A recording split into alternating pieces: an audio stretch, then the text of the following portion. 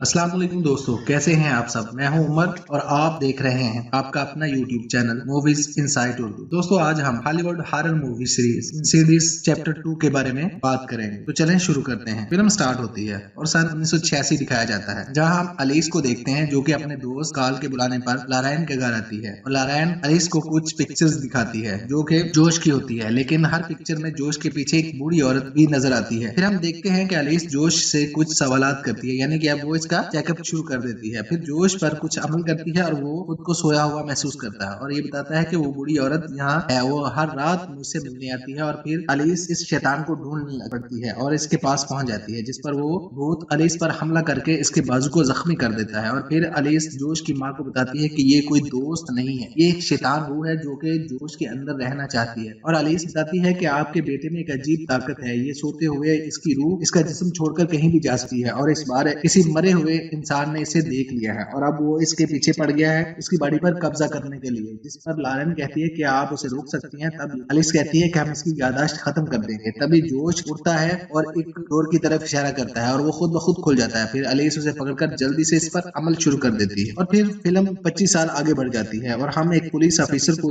रेनाए से इन्वेस्टिगेशन करते हुए देखते हैं, जो कि अलिस के कत्ल की इन्वेस्टिगेशन कर रहा होता है। और रेनाए को ऑफिसर कहता है कि अगर अलिस की गर्दन पर निशानात आपके शोहर जोश के फिंगरप्रिंट से मैच कर गए तो मैं उसे छोड़ूंगा नहीं।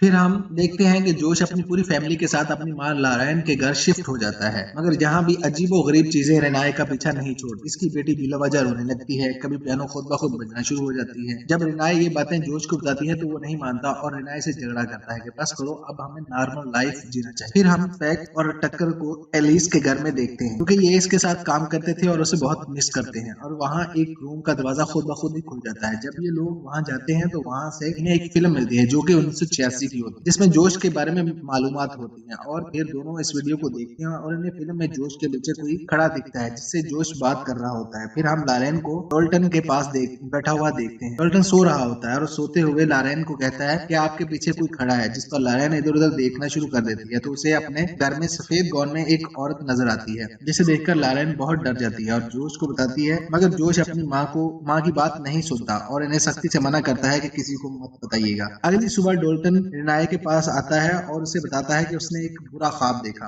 और वो बहुत डरा हुआ होता है। और वो अपनी माँ को बताता है कि रात को दादी इसके रूम में आई और कोई और भी इनके पीछे था। फिर डोल्टन कहता है कि मेरी आंख खुल जाती है और मैं हाल की तरफ से कुछ आवाजें सुनता हूँ और वहां जाकर देखता हूँ तो वहां पर डैडी होते हैं जो किसी से बातें कर रहे होते हैं, पर वहां दूसरा कोई नहीं होता। फिर रिनाए डोल्टन से कहती है कि बेटा सब ठीक हो जाएगा, वो बस एक ख्वाब था। फिर पुलिस ऑफिसर का फोन आता है जो कि रिनाए को बताता है कि अलीस की गर्दन पर जो निशान पाए गए हैं वो जोश की फिंगरप्रिंट से मैच नहीं हुए। रिनाए को ये बात सुन के यकीन नहीं आता, उसने खुद जोश को अलीस का गला दबाते हुए देखा था। फिर लारेन स्टैक्स और टक्कर से मिलने जाती है और उनसे मदद मांगती है और रिनाए की जिंदगी में अजीबो गरीब चीजें फिर पहले से भी बढ़ जाती हैं। फिर रिनाए भी सफेद गौन वाली औरत को देखती है और बहुत डर जाती है। फिर रिनाए को बेबी मॉनिटर पर अपनी बेटी के रोने की आवाजें आती हैं और ये भागकर इसके रूम की तरफ जाती है, लेकिन इसका रूम का डोर खुद ब खुद बंद हो जाता है। रिनाई किसी तरह दरवाजा खोलकर अंदर जाती है, लेकिन उसे वहां अपनी बेटी कैली नहीं मिलती। फिर सब आवाजें लिविंग रूम की तरफ से आना शुरू हो जाती है। रिनाई जब वहां पहुंचती है तो उसे वहां वही सफेद ड्रेस वाली भूत नजर आती है। वो रिनाई पर हमला कर देती है और रिनाई बेहोश हो जाती है। दूसरी तरफ लारेन अपने और अलीस के एक पुराने फ्रेंड काल को बुलाती है और फिर काल अलीस की रूह से राब्ता करके कुछ सवालात पूछता है। अलीस की रूह ने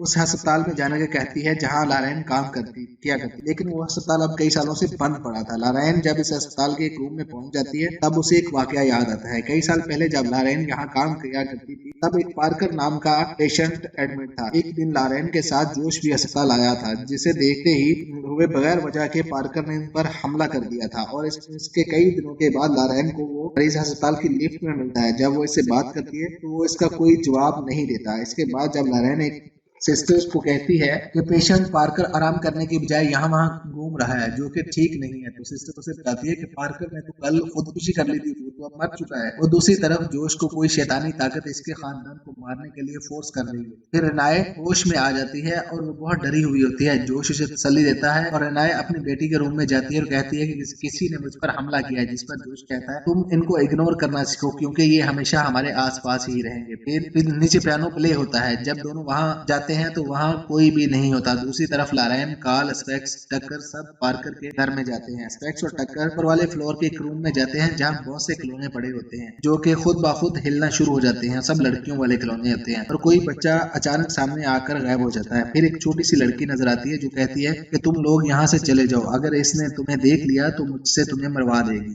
और स्पेक्स और टक्कर फौरन वहां से चले जाते हैं। दूसरी तरफ डोल्टन किसी वजह से आंख खुल जाती है और उसे एक डायन नजर आती है जो उसे मदद मांगती है। फिर अचानक वहां से बहुत सारे भूत आ जाते हैं जो डोल्टन पर हमला कर देते हैं और डोल्टन खुद को अपनी चादर में छुपा कर चीखने लगता है। फिर वहां रेनाए आ जाती है जो डोल्टन को संभालती है और उसे तसल्ली देते हुए कहती है कि ये सब ख्वाब था, तुम फिक्र ना करो, सब ठीक हो जाएगा। और दूसरी तरफ लॉरेन को पार्कर के घर में एक तस्वीर नजर आती है जिसमें वही व्हाइट सूट वाली डायन है जिसे लॉरेन ने अपने घर में देखा था और यही तस्वीर में वो छोटी बच्ची भी होती है। तभी लॉरेन को मारने के लिए वो शैतानी ताकत फानूस गिराती है, लेकिन कार्ल आगे बढ़कर उसे बचा लेता है। फिर इन्हें पता चलता है कि इन्हें यहाँ अलिस की रूह नहीं बल्कि पार्कर की माँ की बदरूह ने बुलाया है। फिर इन्हें वहाँ एक सीक्रेट रूम मिलता है जहाँ इन्हें एक ब्लैक वेडिंग ड्रेस और कुछ पुराने न्यूज़पेपर मिलते हैं जिससे कार्ल को पता चलता है कि पार्कर ब्लैक वेडिंग ड्रेस पहनकर औरत बनता था और जवान औरतों को कत्ल करता था और यहाँ 15 औरतों की बॉडीज भी मिलती हैं। ये सब पार्कर से इसकी मरी हुई माँ करवाती थी और जोश के पीछे जो ब्लैक ड्रेस वाली औरत बचपन से थी वो यही पार्कर की बदरूह थी। यहाँ कार्ल को ये भी पता चल जाता है कि जोश की बॉडी पर पार्कर का कब्जा है और जोश की रूह दूसरी दुनिया में ही फंस गई है। फिर अगले दिन लॉरेन रेनाए को ये सारी बातें बता देती है और बताती है कि जोश की बॉडी में कोई और है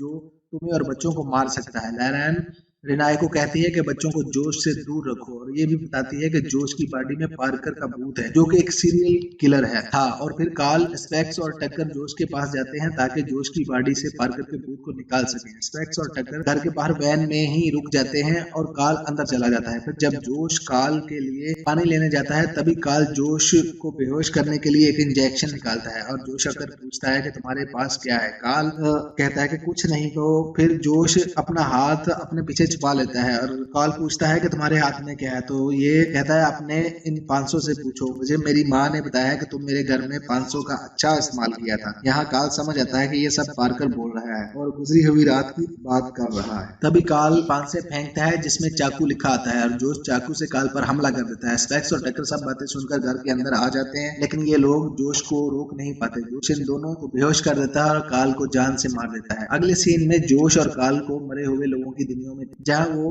अलिस को ढूंढ रहे होते हैं और फिर लॉरेन को टक्कर के मोबाइल से मैसेज आता है कि घर आ जाओ, जो कि जोश ने किया था। दूसरी तरफ एक बदरूह जोश से कुछ कह रही होती है, ये वो नहीं सुन पाता ना ही देख पाता है। फिर कार्ल उसे बताता है कि इसके पास तुम्हारा बच्चा है और तुम्हारे घर की तरफ इशारा कर रहा है और वहाँ वही भूत दिखाई देता है जो पार्ट 1 में बार बार रेनाए को भी दिखाई देता है। और फिर वो भूत घर के अंदर चला जाता है जिसे देखकर जोश घर की तरफ दौड़ता है और दरवाजा जोर जोर से पीटना शुरू कर देता है। फिर हमें पता चलता है जो दरवाजा पीट रहा था वो जोश की रूह थी। फिर जोश अपनी बेटी को बचाने के लिए दरवाजे को खोलकर अंदर जाता है और अपनी बेटी को इस भूत से बचा जाता है। ये वही सीन होता है जब पार्ट 1 में रेनाए कैली के पास किसी आदमी को खड़ा देखती है। फिर जोश और इस भूत में फाइट होती है। वो भूत ज्यादा ताकतवर होता है जो जोश को काबू कर लेता है। तभी वहाँ अलिस भी आ जाती है और भूत को भगा देती है और जोश से कहती है कि वापस अपनी दुनिया में जाओ और पार्कर को वापस भेजो। और इसके लिए जोश को पार्कर के घर जाना होगा, लेकिन जोश को कुछ भी याद नहीं था। फिर अलिस जोश को रूह को बच्चे जोश के पास लेकर जाती है और फिर वहाँ जोश की रूह बच्चे जोश से बूढ़ी औरत के बारे में पूछता है जो कि वीडियो में ही रिकॉर्ड हो जाता है शुरू वाले सीन में। दूसरी तरफ लॉरेन और रेनाए घर पहुंचते हैं और पार्कर पूरी तरह जोश पर हावी हो चुका होता है। वो इन दोनों पर हमला कर देता है। जोश लॉरेन को एक कमरे में बंद कर देता है और रेनाए को मारने ही वाला होता है। तभी वहाँ डॉल्टन आ जाता है, जोश के सर पर बेसबॉल बैट मारता है और रेनाए दोनों बच्चों को लेकर स्टोर रूम में खुद को बंद कर लेती है। फिर जोश की रूह अलिस और कार्ल के साथ पार्कर के घर पहुंच जाती है। वहाँ ये लोग पार्कर की बचपन देखते हैं। वो ये देखते हैं कि पार्कर की माँ उसे डरा धमकाकर हर वक्त लड़की बने रहने को बोलती है और उसे लड़के की बजाय लड़की का रूप में देखना चाहती है। इससे ये पता चलता है कि वो पार्कर की माँ ही थी जिसने पार्कर पर टार्चर किया था, इसलिए वो बड़ा होकर भी औरत के कपड़े पहनता था। तभी पार्कर की माँ अलिस और कार्ल को देखती है और इन पर हमला कर देती है और जोश वहाँ से भाग जाता है। दूसरी तरफ डोल्टन रेनाए को कहता है कि वो दूसरी दुनिया में जाकर जोश को वापस ले आएगा और फिर डॉल्टन जोश को ढूंढने दूसरी दुनिया में चला जाता है।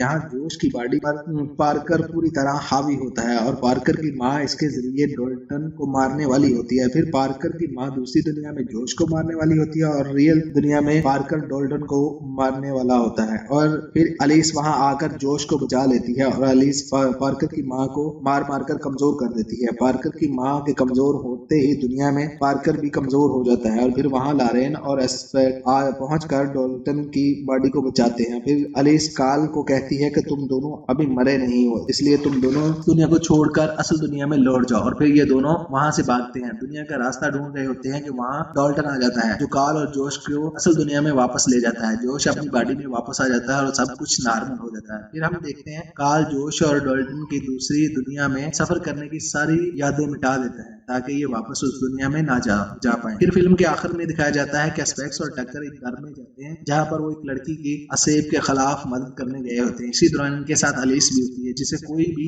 नहीं देख पा रहा होता, सिर्फ वहाँ मौजूद एक छोटी बच्ची ही उसे देख पा रही होती है। अलीस अलिसन नामी इस लड़की के पास जाती है, तभी इसकी नजर छत पर पड़ती है और वहाँ वो कुछ देखकर चौंक जाती है। और फिर इंसिडेंट्स चैप्टर 2 यहीं खत्म हो जाती है। कैसी लगी आपको मूवी की एक्सप्लेनेशन? प्लीज कमेंट्स करिए, लाइक करिए, सब्सक्राइब करिए। Thanks for watching.